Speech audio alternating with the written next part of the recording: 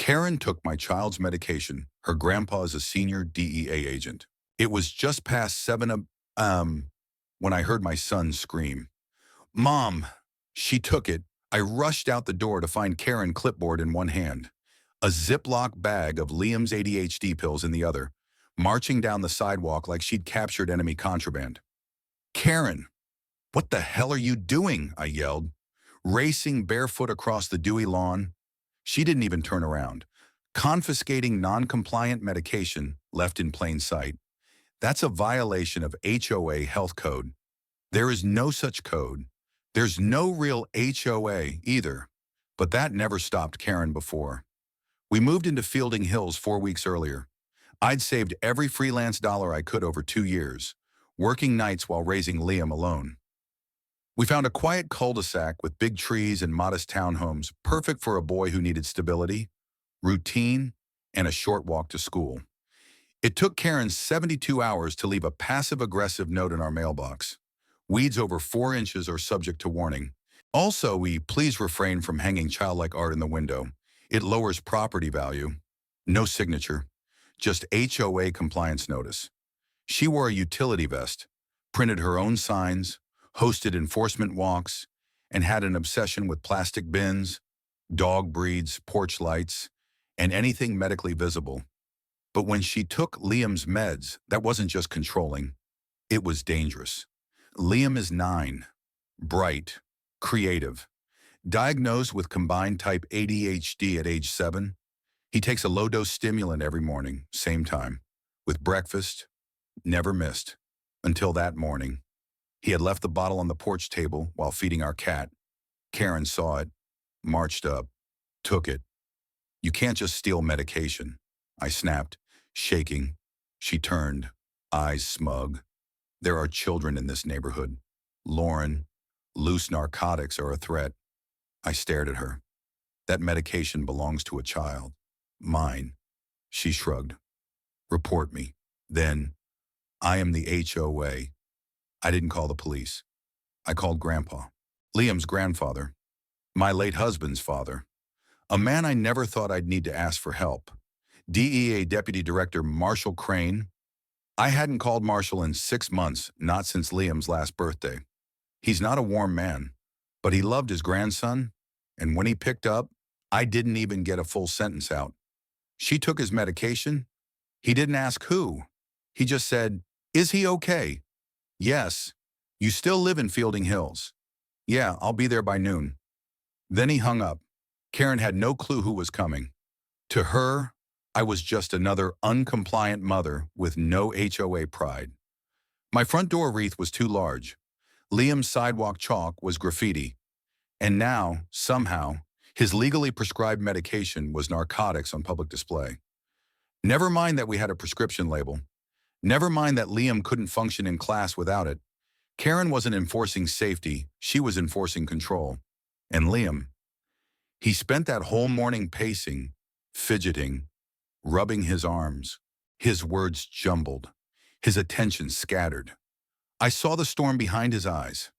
That woman had no idea what it meant to take away his anchor. At 11:58 a black Chevy Tahoe pulled into the cul-de-sac. Government plates. Karen, who was outside tying red ribbons to violation notices, actually smiled. Now that's what I like to see. Some real order. Then Marshall stepped out. He was in a black field windbreaker with yellow block letters DEA. A clipped ID badge hung around his neck. His silver hair was military short, his jaw locked like a vault. "Which one is she?" he asked me flatly. I nodded toward Karen, who was walking toward him, clipboard in hand. "Well, it's about time someone came to deal with these," she began. He held up his badge. "I'm Deputy Director Marshall Crane. You're Karen Voss. Yes, you're in possession of a Schedule II controlled substance without a prescription?"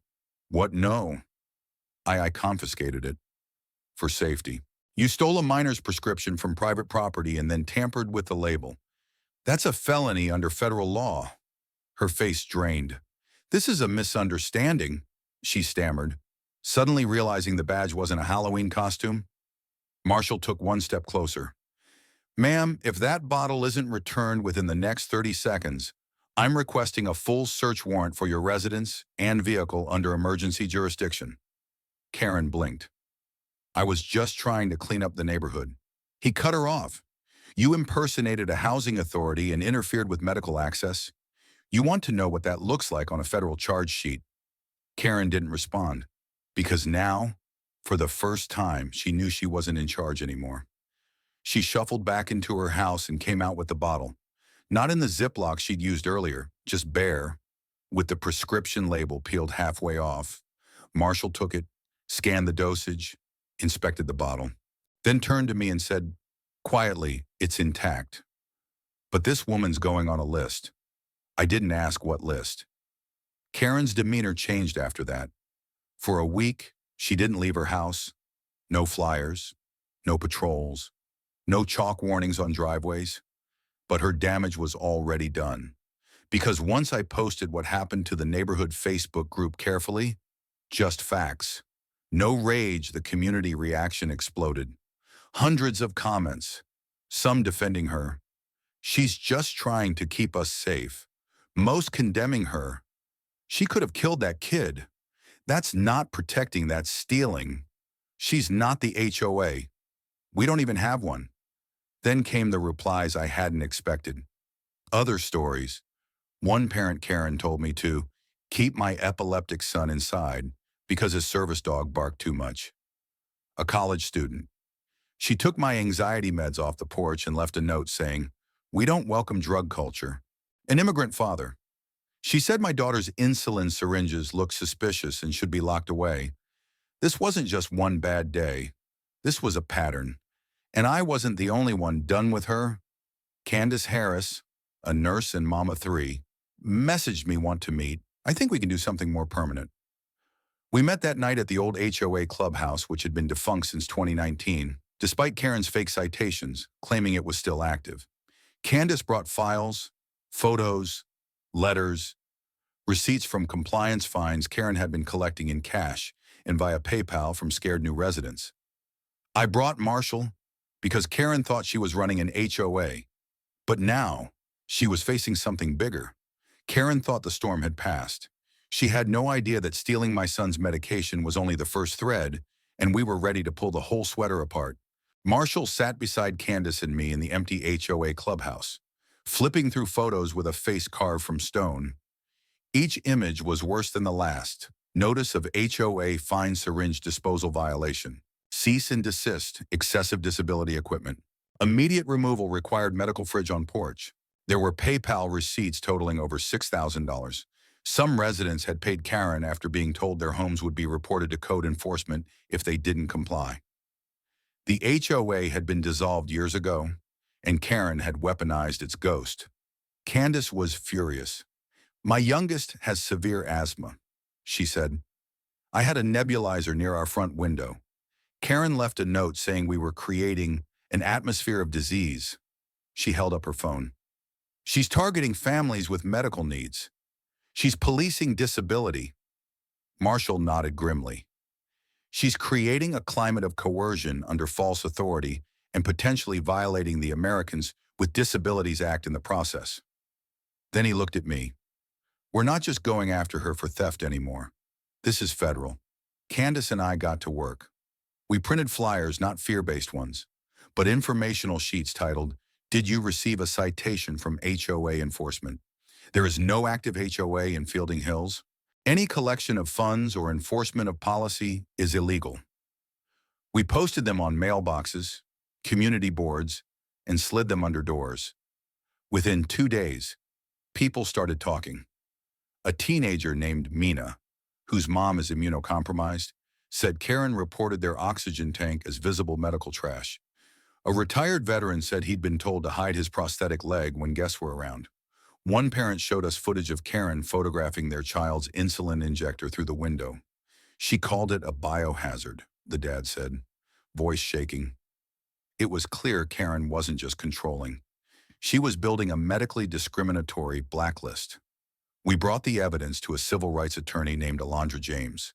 She stared at the photos, the receipts, the forged HOA logos. "This isn't negligence," she said. "This is a targeted scheme to shame, exclude, and financially exploit medically vulnerable families. She could be liable under the ADA, Fair Housing Act, and civil fraud statutes." I looked over at Marshall. He simply said, "File everything and get her on the record." That same week, Candace suggested something bold, a community forum. "Let's call it out loud," she said. "Invite everyone. Let them hear each other." We booked the middle school auditorium for a Friday evening. I expected a dozen people. Over 100 showed up. Candace stepped up first. Her voice was calm, measured. "For years, someone in this neighborhood has claimed power she didn't earn. She used fear to make us doubt our rights, and used a fake HOA to take money, silence children, and shame those with invisible illnesses. That ends tonight." People applauded. Then I took the mic. I held up Liam's prescription bottle, still sealed, now with Marshall's official custody tag on it. "This is what she took from my son, but that's not all she took. She took peace of mind from dozens of us. That ends now." I stepped back, and one by one, people stepped forward to speak. Grace talked about her autistic son being told he was too loud for a shared community. Miguel described being fined for overactive limbs because of his Tourette's. A Somali woman, Hani, tearfully told us Karen warned her to cover her daughter's surgical scars or move out. Each story was worse than the last, and each one was met with thunderous support. By the end of the night, Karen's reputation wasn't just damaged, it was demolished. But the next morning, she struck back. Karen posted a public message to the Fielding Hills Facebook page titled, "Medical Panic, the Real Epidemic in Our Streets."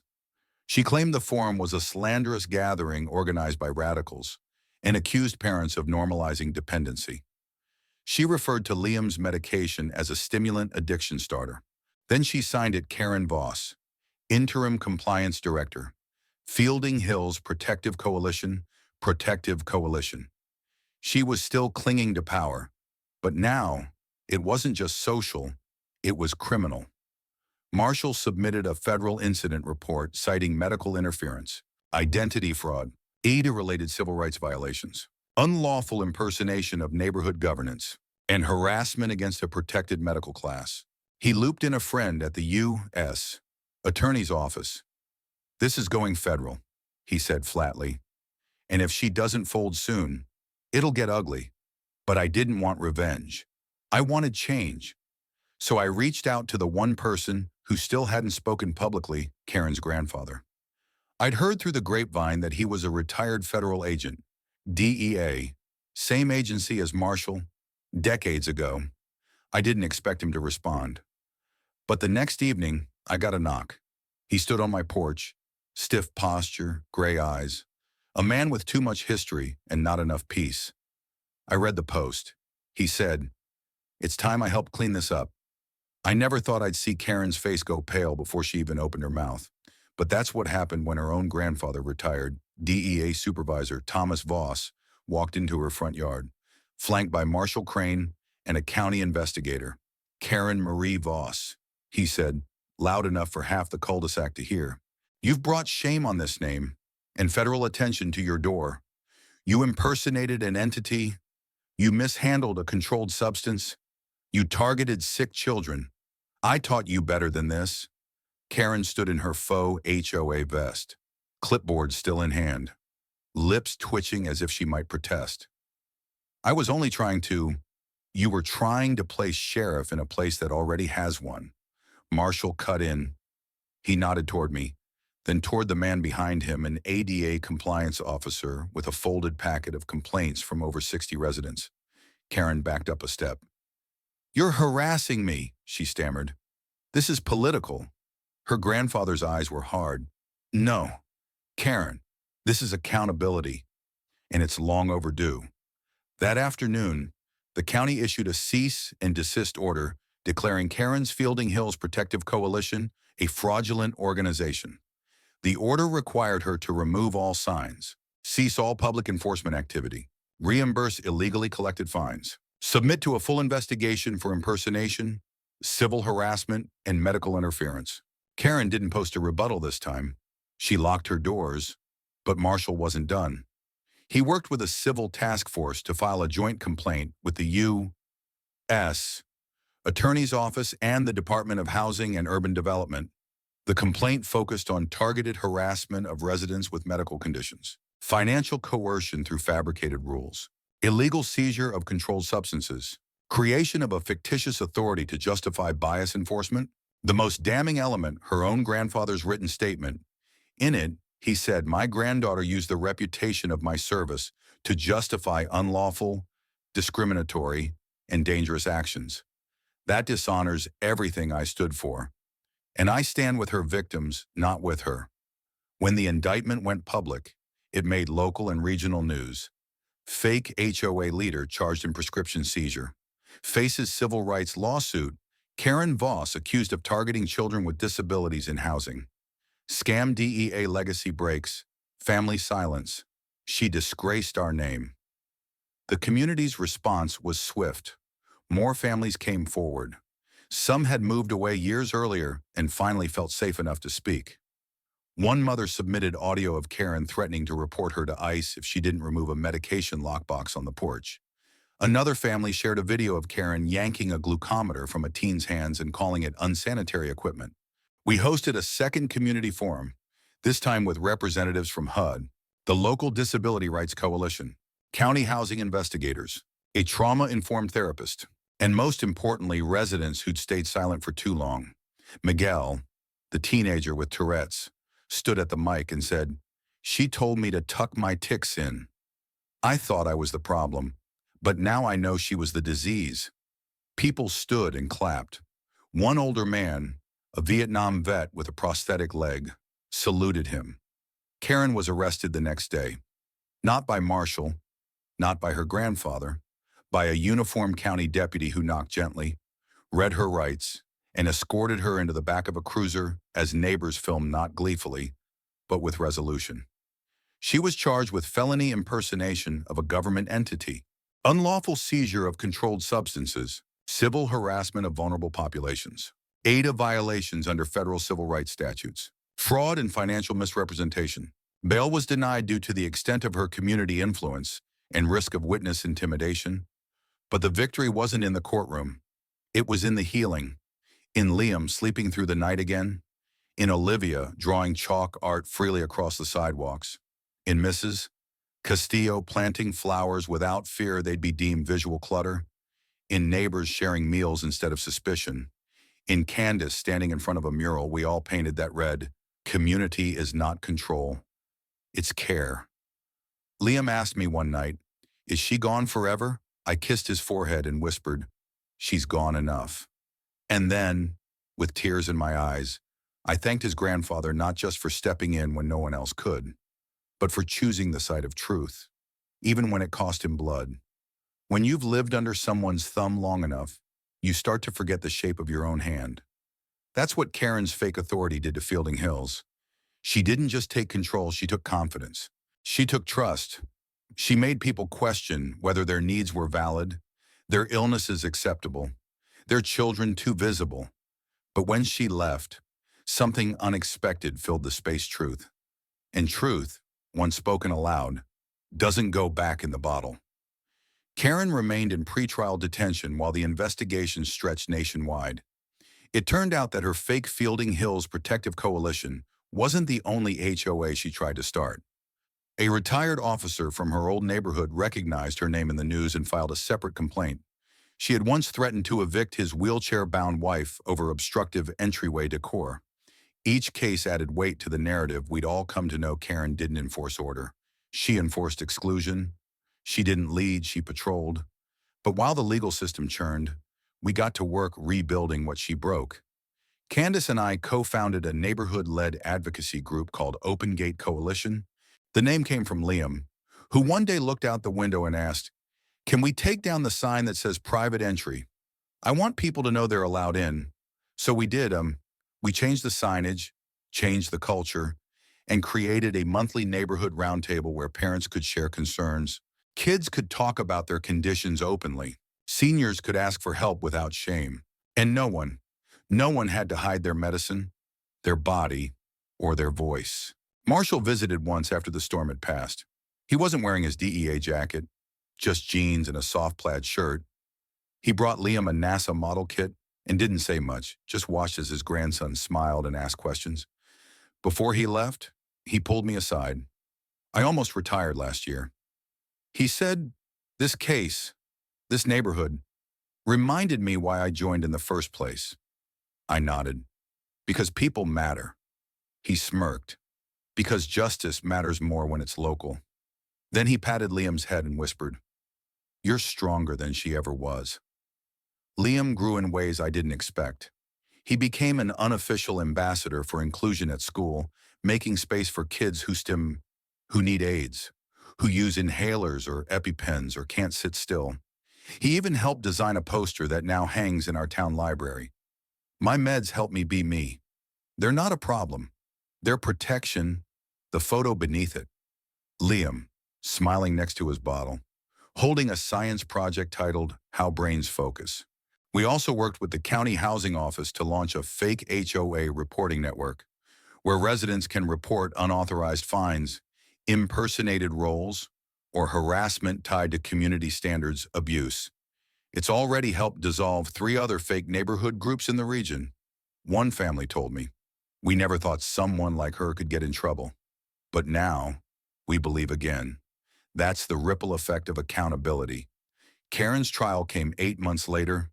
She pled guilty to multiple charges, including federal impersonation of authority, theft of controlled substances, harassment of medically protected individuals, civil rights interference,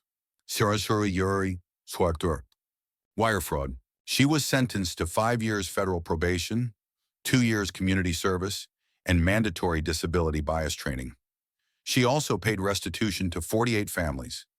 She was barred from holding any leadership position in a housing or neighborhood entity ever again. But more than her sentence, the public reading of her apology left the biggest mark. In court, she said, "I believed I was preserving peace. I now understand I was destroying safety. I caused harm to people who already carried enough, and I apologize to every child, every parent, and every community member I made feel less." Liam didn't attend that day, but I did. And afterward, I walked outside into the sun, took a breath, and let it go. Karen didn't break us. She revealed us. Revealed how fragile community can be when power goes unchecked. Revealed how silence can enable harm. Revealed how easy it is for one loud voice to drown out dozens of quiet ones until someone stands up and says enough. We weren't just rebuilding a street, we were rebuilding ourselves. If someone in your neighborhood starts handing out fines, enforcing rules, or threatening people in the name of community, ask for proof. Ask what authority they actually hold. Ask where the money goes. Ask who gave them power and who can take it back. If your child needs medication or a medical device, they deserve protection, not shame. No one has the right to confiscate, mock, or regulate someone's medical life under the guise of compliance. Speak out. Share your story, because the moment you do, you take back more than your medicine. You take back your voice.